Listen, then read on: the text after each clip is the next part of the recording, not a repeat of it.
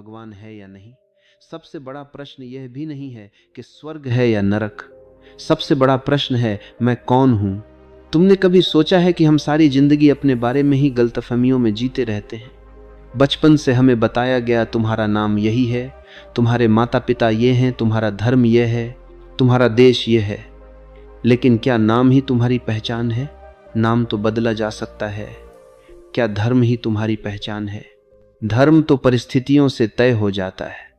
अगर तुम भारत में पैदा हुए तो हिंदू, पाकिस्तान में हुए तो मुसलमान, यूरोप में हुए तो ईसाई। तो क्या आत्मा भी सीमा और धर्म के हिसाब से बदल जाती है? नहीं, आत्मा तो वही रहती है। देखो, दुनिया भर के मंदिर, मस्जिद, चर्च, गिरजाघर सब इसी एक प्रश्न के चारों ओर खड़े किए गए हैं।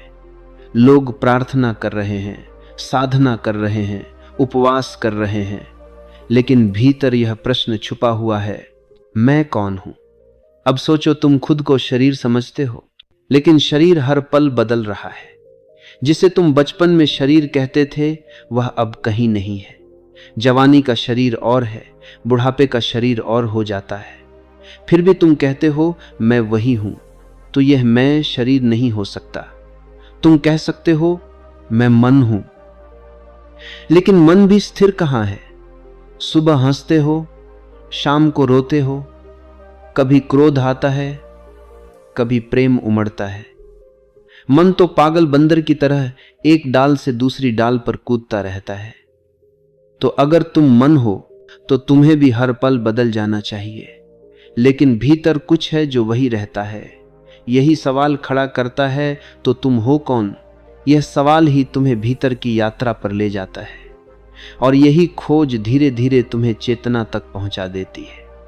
चेतना वह जो हमेशा है, वह जो न बचपन में बदलती है, न जवानी में, न बुढ़ापे में।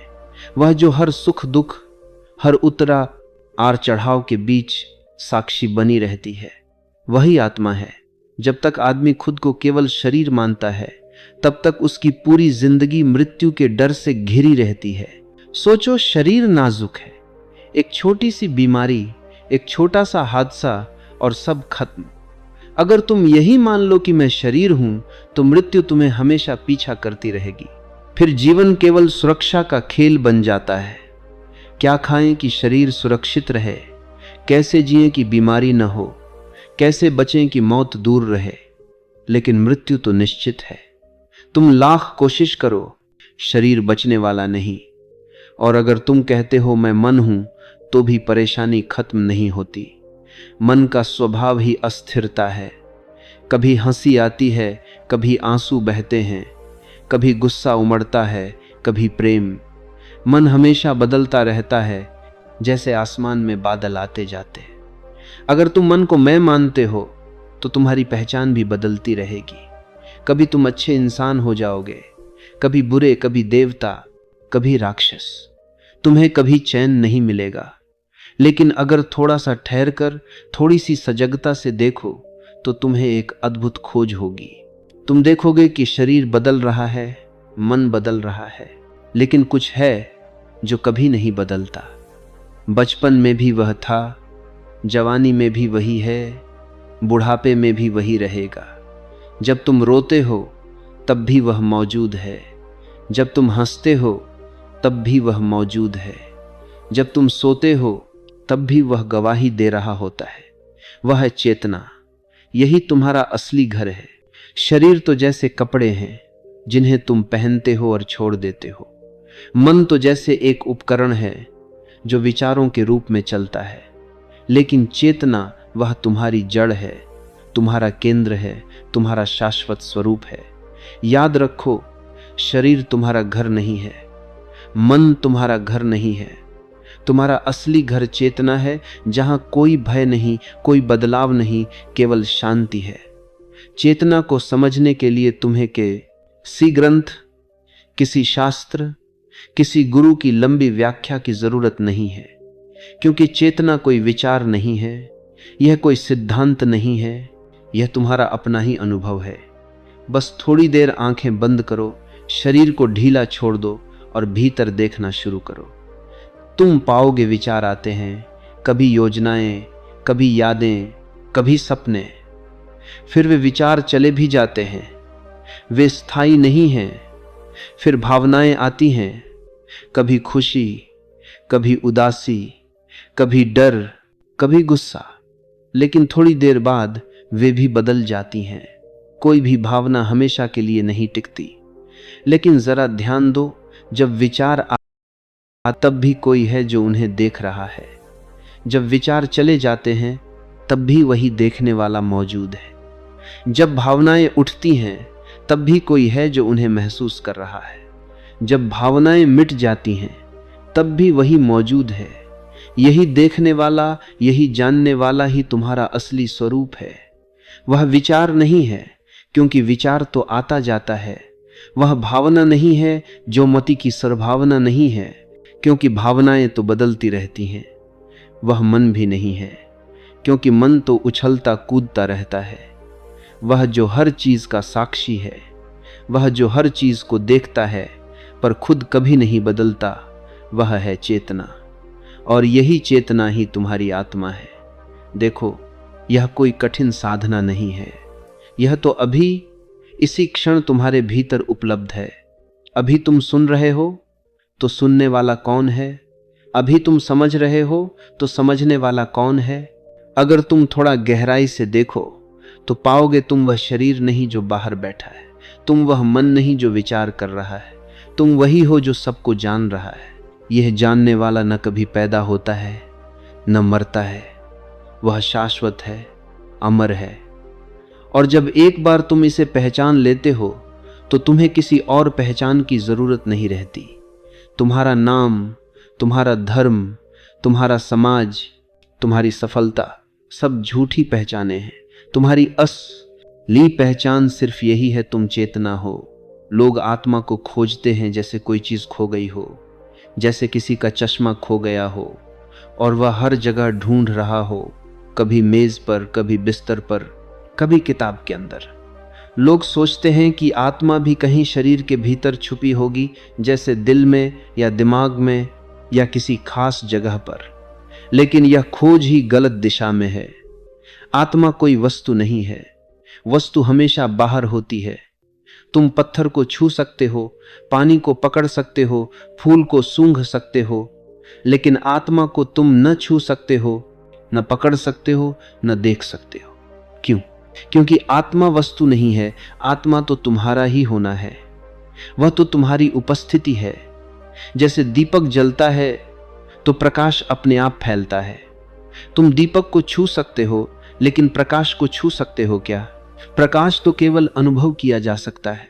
वैसे ही शरीर एक दीपक है, लेकिन जब जीवन का दीपक जलता है तो चेतना की रोशनी चारों ओर बिखर जाती है।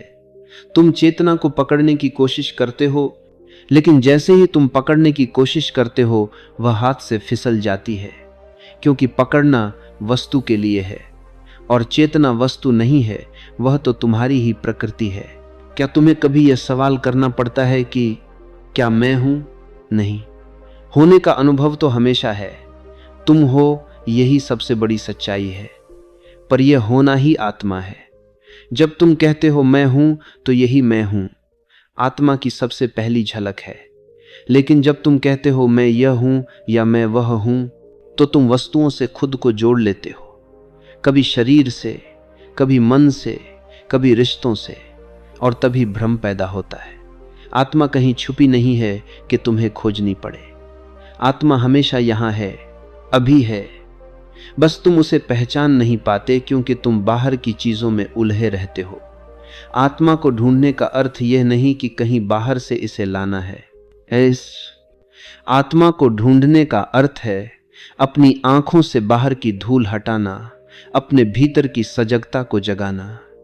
और जैसे ही तुम सजग होते हो, तुम्हें पता चलता है आत्मा कोई वस्तु नहीं, आत्मा ही तुम्हारा होना है, तुम्हारी उपस्थिति है। तुम सोचते हो कि मनुष्य दुखी क्यों है?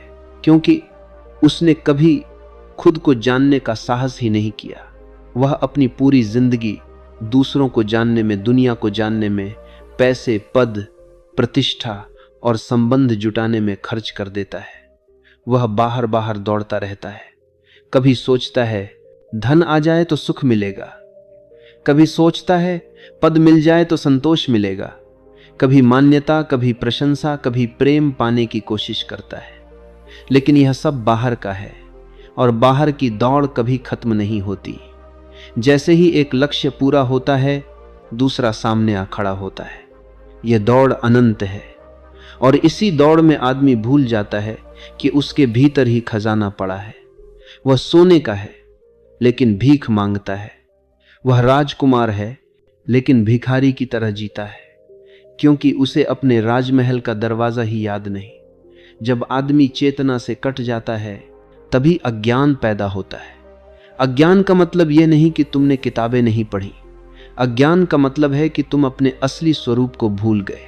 अगर आदमी खुद को चेतना मान ले तो सारा डर, सारा दुख मिट जाता है। लेकिन जैसे ही वह खुद को शरीर और मन मानता है, वह अंधकार में गिर जाता है।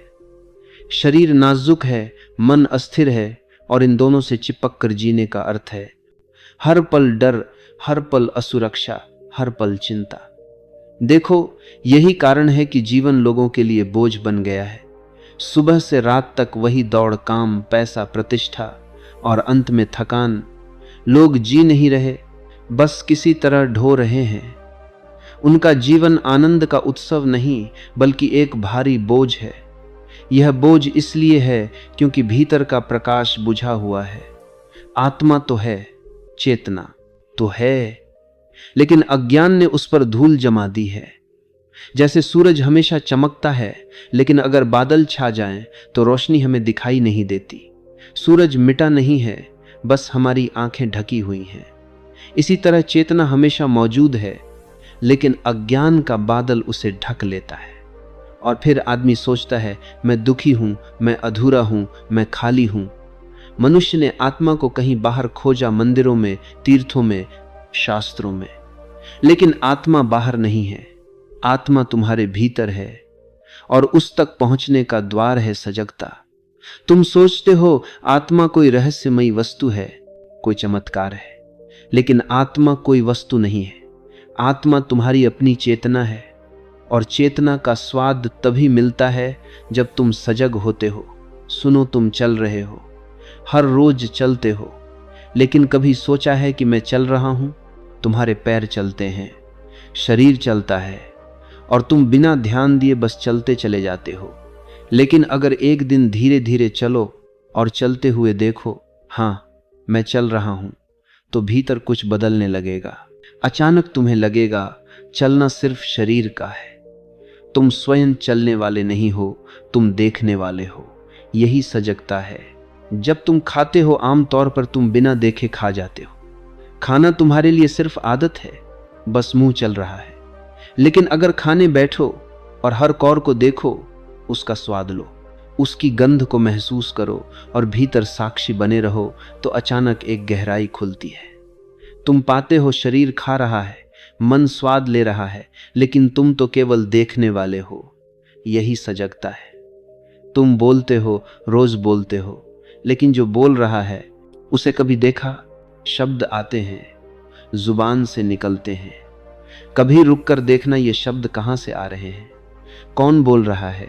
अगर तुम भीतर साक्षी बने रहो तो पता चलता है शब्द शरीर और मन के माध्यम से बह रहे हैं, लेकिन तुम तो मौन साक्षी हो। तुम बोलने वाले नहीं, तुम देखने वाले हो। यही रहस्य है। सजगता ही आत्मा का द्वार है। तुम जो भी करो उसमें सजगता ला दो। चलो, सजग होकर चलो। खाओ, सजग होकर खाओ।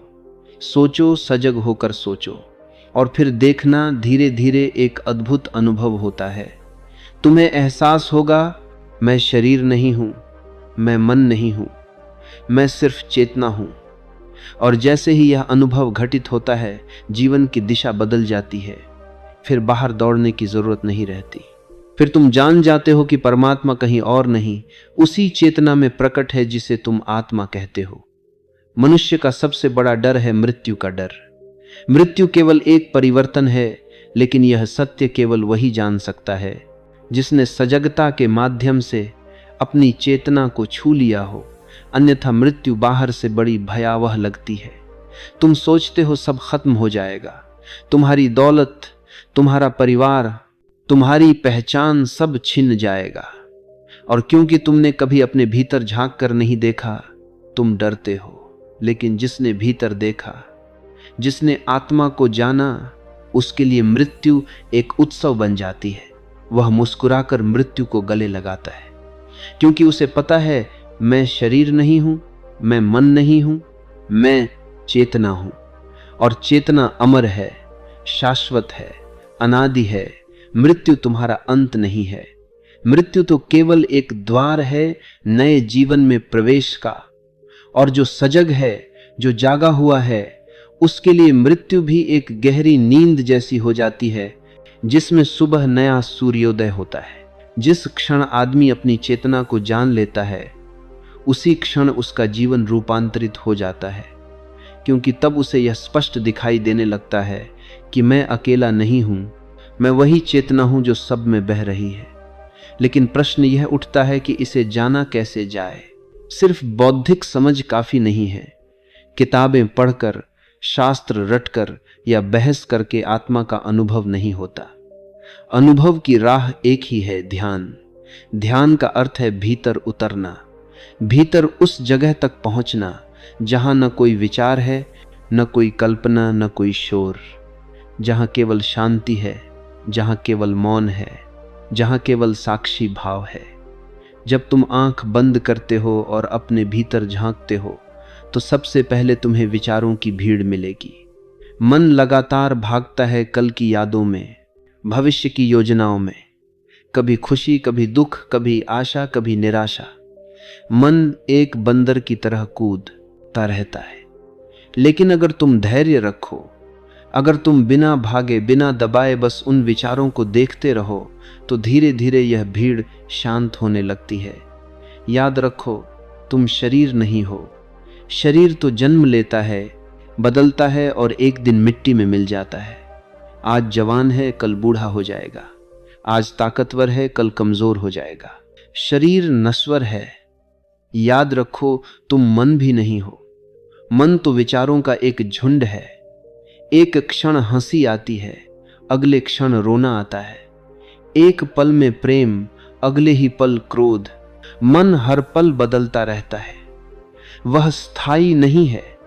लेकिन एक चीज है जो न बदलती है, न जन्म लेती है, न मरती है, और वही तुम्हारा असली स्वरूप है। वह है चेतना। यही चेतना तुम्हारी आत्मा है। अगर तुम इसे पहचान लो, तो सारा जीवन बदल जाएगा। फिर कोई भय नहीं रहेगा, न मृत्यु का डर, न हानि का डर, न अकेलेपन का डर। फिर कोई दुख नहीं रहेगा, क्योंकि दुख हमेशा तब पैदा होता है जब तुम अपने को शरीर या मन मान लेते हो। जैसे ही तुम चेतना को पहचानते हो, दुख मिट जाते हैं और जीवन एक उत्सव बन जाता है। हर क्षण आनंद से भर जाता है। हर सांस तुम्हें ईश्वर का उपहार लगती है। हर मुलाकात, हर अनुभव तुम्हें अद्भुत लगने लगता है। लेकिन जब तक तुम अपनी चेतना को नहीं पहचानते, जीवन एक बोझ है। तुम्हें लगता है कि सब कुछ घसीट कर करना है, काम, रिश्ते, जिम्मेदारियां। हर दिन थकान है, हर रात बेचैनी है। और जैसे ही पहचानते हो जीवन एक मुक्ति है, तब जीना ही प्रार्थना बन जाता है, चलना ही ध्यान बन जाता है, सांस लेना ही ईश्वर का स्मरण बन जाता है। इसलिए मैं कहता हूं, सजग हो जाओ, जागो, सोए मत रहो। भीतर उस दीपक को पहचानो जो सदा से तुम्हारे साथ है। तुम्हारा असली घर वहीं है। चेतना को पहचान लो, यही आत्मा है। और जिसने आत्मा को पहचान लिया, उसने जीवन को पा लिया। फिर और पाने को कुछ बाकी नहीं रह जाता।